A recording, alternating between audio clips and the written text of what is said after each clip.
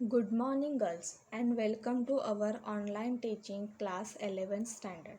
Myself, Jagtap Kedi. I will teach bookkeeping and accountancy subject.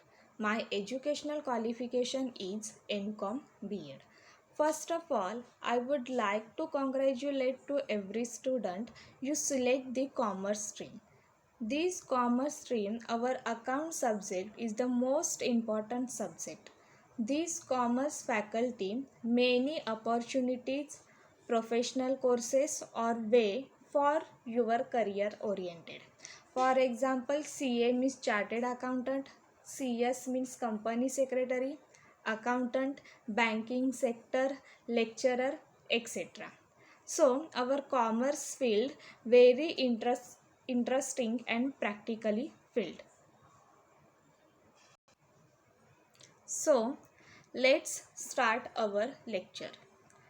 Today's lecture I will explain overall syllabus our bookkeeping and accountancy subject.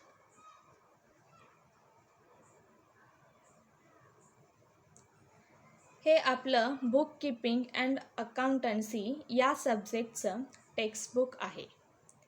आपला हा जो account subject आहे हा scoring subject आहे. बाकी subject आपण बघितले तर त्या सब्जेक्टला आपल्याला आउट ऑफ मार्क्स मिळू शकत नाहीत, पण या सब्जेक्टला आपल्याला आउट ऑफ मार्क्स मिळू शकतात. म्हणून आपला हा बुककीपिंग अँड अकाउंटन्सी सब्जेक्ट हा स्कोरिंग अँड प्रॅक्टिकल सब्जेक्ट आहे. त्यामुळे आपण सुरुवातीपासून या सब्जेक्टचा व्यवस्थित अभ्यास केला तर हा subject interesting and easy subject असेल आणि स्कोरिंग पण आपलं वाढेल. तर आता आपण या सब्जेक्टचा सिलेबस बघूयात.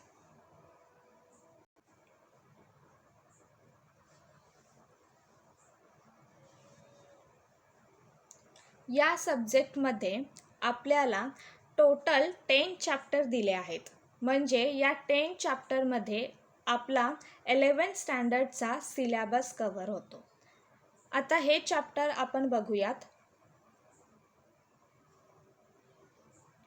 फर्स्ट चॅप्टर आहे introduction to book keeping and accountancy. Second chapter meaning and fundamentals of double entry book keeping. Third chapter आहे जर्नल. फोर्थ चॅप्टर आहे लेजर. फिफ्थ चॅप्टर आहे सबसिडरी बुक्स. सिक्स्थ चॅप्टर आहे bank reconciliation statement. Seventh chapter आहे depreciation. Eighth chapter आहे rectification of errors. 9th chapter आहे final accounts of a proprietary concern आणि last 10th chapter आहे single entry system. यातील जो first आणि सेकंड चॅप्टर आहे introduction to book keeping and accountancy and meaning and fundamental of double entry book keeping, हे जे 2 chapter आहेत हे 2 थेरॉटिकल चॅप्टर आहेत. तर बाकीचे थर्ड चॅप्टरपासून ते 10th चॅप्टरपर्यंत हे प्रॅक्टिकल आहेत. जर आपला अकाउंटचा बेस हा पक्का असेल तर आपण अकाउंटमधील सगळे प्रॅक्टिकल प्रॉब्लेम सोडवू शकतो. म्हणून अकाउंट सब्जेक्टमध्ये प्रॅक्टिस इज मोस्ट असेन्शियल. या सब्जेक्टमध्ये आपल्याला लर्न नाही तर प्रत्येक कन्सेप्ट ही अंडरस्टँड म्हणजे समजून घ्यायची आहे आणि ते प्रॉब्लेम सॉल्व करायचे आहेत. आता हे आपलं जे टेक्स्टबुक आहे यामध्ये आपल्याला 10 लेसन दिले आहेत. त्यातील 2 लेसन हे थेरॉटिकल आहेत तर बाकी 8 लेसन हे प्रॅक्टिकल आहेत. तुम्ही जर सुरुवातीपासून या विषयामध्ये व्यवस्थित लक्ष दिलात तर तुम्ही या विषयात चांगले मार्क मिळवू शकता. आता पुढे आपण अकाउंट म्हणजे काय, what is mean by account, हा क्वेश्चन जर बघितला तर हा क्वेश्चन तुमच्या माइंडमध्ये आला असेल. तर अकाउंट म्हणजे नेमकं काय, तर इथे मी तुम्हाला एक एक्झाम्पल सांगते. समजा तुम्ही दिवसभरात किंवा महिन्याभरात अनेक प्रकारचे एक्सपेन्सेस म्हणजे खर्च केलेले असतात. ते तुम्ही नोटबुकमध्ये किंवा कुठेतरी लिहून ठेवलेले असतात की महिन्याभरामध्ये तुम्ही कशा प्रकारचा खर्च केलेला आहात. याचा अर्थ म्हणजे काय की तुम्ही तो रेकॉर्ड मेंटेन केलेला असतो. आणि तुम्हाला कोणी विचारलं की एवढे पैसे कोठे खर्च केले, तर तुम्ही हा रेकॉर्ड बघून त्यांना सांगू शकता.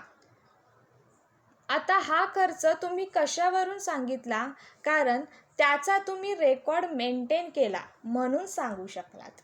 म्हणून त्यामुळे याला रेकॉर्ड म्हणतात. म्हणून maintaining of this all the record is non as for book keeping. Book keeping म्हणजे अकाउंटला मेंटेन करणं, रेकॉर्डला मेंटेन करणं. आणि अकाउंटन्सी म्हणजे नंतर चेक करणं की आपण काय काय रेकॉर्ड केलं. त्यानंतर अकाउंटमध्ये काय काय येतं, तर अकाउंटमध्ये आपल्याला लेजर बनवायचे आहेत, जर्नल बनवायचे आहेत आणि फायनल अकाउंट प्रिपेअर करायचं आहे. हे सगळे अकाउंटचेच पार्ट आहेत. त्यानंतरनं आपण जो रेकॉर्ड केला त्याची प्रॉपरली एंट्री करणं हे देखील अकाउंटचाच पार्ट आहे. पण रेकॉर्डिंग हे असेन्शियल आहे. आता रेकॉर्ड म्हणजे नेमकं काय? उदाहरण, प्रत्येक महिन्याला आपण खर्च करतो. आता त्यातून मी तुम्हाला एखादा प्रश्न विचारला की चौथ्या दिवशी तुम्ही कशा प्रकारचा खर्च केला मला सांगा, तर तुम्ही पटकन सांगू शकता का? नाही, कारण चौथ्या दिवशी नेमका तुम्ही कशा प्रकारचा खर्च केलाय ते तुमच्या लवकर लक्षात येणार नाही. पण तुम्ही जर याचा रेकॉर्ड ठेवला असेल तर तुम्ही मला त्याचं एक्सप्लेनेशन व्यवस्थित देऊ शकता. त्यामुळेच book keeping and accountancy is a practically important in our life also. कारण आपण जेव्हा हे अकाउंट शिकणार आहोत तेव्हा तुम्हाला लक्षात येईल की हे प्रॅक्टिकली आपण आपल्या लाईफमध्ये रेकॉर्ड मेंटेन करतो. त्याचप्रमाणे आपण हे टॅलीसुद्धा करतो. टॅली याचा अर्थ काय की आपण जो खर्च केलेला आहे त्यातून आपण किती पैसे वाचवले किंवा आपला किती जास्त खर्च झाला. म्हणजेच काय की हा देखील एक टॅली म्हणजेच अकाउंटचाच पार्ट आहे.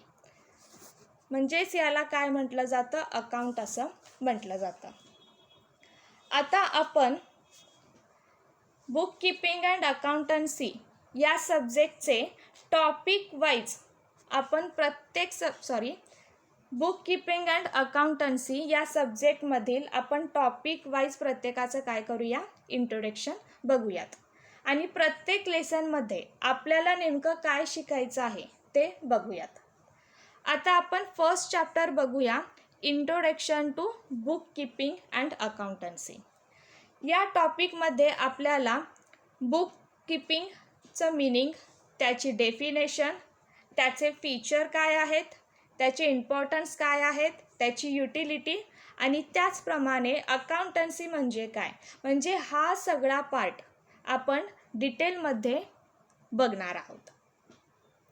त्यानंतरनं आपला सेकंड चॅप्टर आहे meaning and fundamental of double entry book keeping. या टॉपिकमध्ये आपण डबल एंट्रीमध्ये काय काय रेकॉर्ड्स होते ते बघणार आहोत. कारण दोन टाईपचे बुक कीपिंग असतात, single entry and double entry. आपण जर इथे 10 टॉपिक बघितला तर तो सिंगल एंट्रीचा आहे आणि आपला सेकंड टॉपिक आहे तो डबल एंट्रीचा आहे. म्हणजेच सिंगल एंट्रीमध्ये single effect is given and double एंट्रीमध्ये डबल इफेक्ट इज गिवन.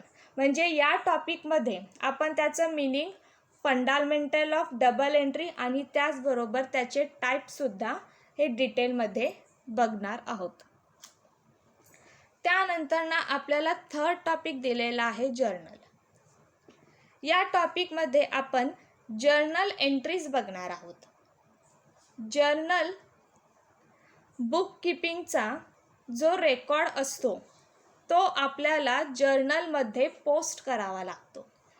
जर्नलमध्ये आपण एंट्री रेकॉर्ड करणार. आपण काय काय ट्रान्झॅक्शन केलं त्याचं जर्नलमध्ये एंट्री पास करणार आहोत. ते आपण या टॉपिकमध्ये बघणार आहोत. त्यानंतरनं आपला फोर्थ टॉपिक आहे लेजर. या टॉपिकमध्ये आपण जर्नलमध्ये जी काय एंट्री केली ती आपण लेजर अकाउंटमध्ये घ्यावं लागतं. म्हणजे त्याबद्दल आपण या टॉपिकमध्ये इन्फॉर्मेशन बघणार आहोत. त्यानंतरनं पुढचा आपला 5th लेसन आहे सबसिडरी बुक्स. सबसिडरी बुक्समध्ये वेगवेगळे बुक असतात. फॉर एक्झाम्पल कॅश बुक आहे, परचेस बुक आहे, सेल बुक आहे, सेल्स रिटर्न बुक आहे, परचेस रिटर्न बुक आहे. म्हणजे हे सगळे बुक्स आपण सबसिडरी बुकमध्ये त्याबद्दलची माहिती बघणार आहोत. त्यानंतरनं आपला 6th टॉपिक आहे bank reconciliation statement. Bank reconciliation statement means या टॉपिकमध्ये आपण balancing between the account so bank that is cashbook and passbook. म्हणजेच कॅशबुक अँड पासबुक हे दोन असतात. त्याचं आपल्याला बॅलेन्सिंग करावं लागतं, प्लस मायनस करावं लागतं. ते कसं केलं जातं ते आपण इथे बँक रिकन्सिलेशन स्टेटमेंटमध्ये बघणार आहोत. त्यानंतर आपला पुढचा 7th चॅप्टर आहे डिप्रिसिएशन. डिप्रिसिएशन म्हणजे व्हॅल्यू ऑफ ॲसेट्स या डिक्रीज होतात. आता ॲसेट याचा अर्थ प्रॉपर्टी, मालमत्ता, संपत्ती की ज्याला आपण ॲसेट म्हणतो. त्यामुळे डिप्रिसिएशनमध्ये व्हॅल्यू ऑफ ॲसेट या डिक्रीज होतात. आता व्हॅल्यू ऑफ ॲसेट डिक्रीज होतात म्हणजे काय की यासाठी मी इथे तुम्हाला एक एक्झाम्पल सांगते. समजा आपण आज एक मोटार कार खरेदी केली आणि ती मोटार कार आपण 6 लाखाला खरेदी केली.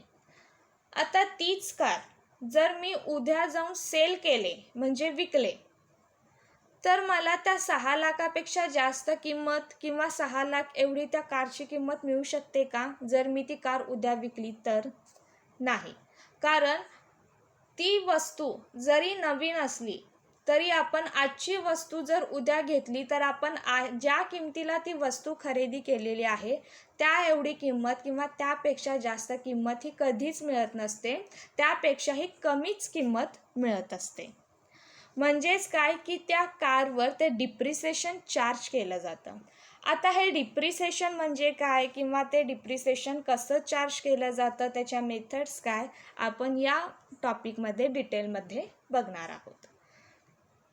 त्यानंतर पुढचा आपल्याला 8th चॅप्टर दिलेला आहे rectification of errors. Rectification of errors म्हणजेच काय की एक्झाम्पल आपण वुमन बिंग आहे म्हणजे आपल्याकडून काही चुकाच होत नाही तर आपण सगळे परफेक्ट आहोत असं नाही.